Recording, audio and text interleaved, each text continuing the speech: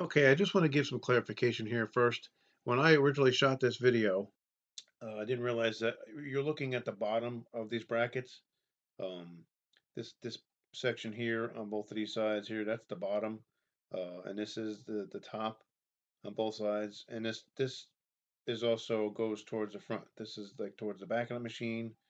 Like when you're standing behind it pushing it, this is the part that'll be closest to you, and then this part will be, this is where the handle actually comes in the front there. So just wanted to clarify that. Okay, so I'll be shipping this disassembled. So I just wanted to shoot a video here showing how it went together. This bar here goes on these two bolts on these plates. It faces this way in the machine and goes underneath the deck. These gears and stuff I'll be putting back on the way they the way they are here. They'll just have these plates taken off of them. But I just wanted to show that this side has one washer.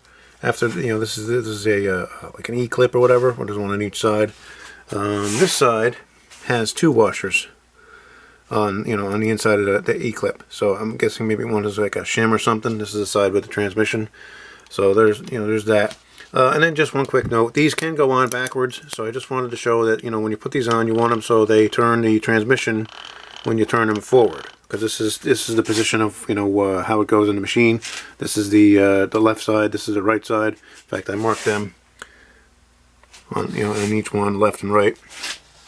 But again, when you put these gears on, they can go on backwards. So you just have to make sure that you get it so it turns the transmission forward when you turn, or turns the transmission when you turn the gear forward.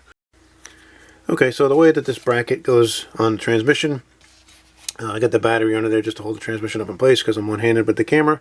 But you'll take and you'll put the belt on there. It's easier to pinch it with one hand, and then slide the bracket on underneath the pulley and pinches the belt. And then you got the two bolts, 1 and 2. Okay, thanks.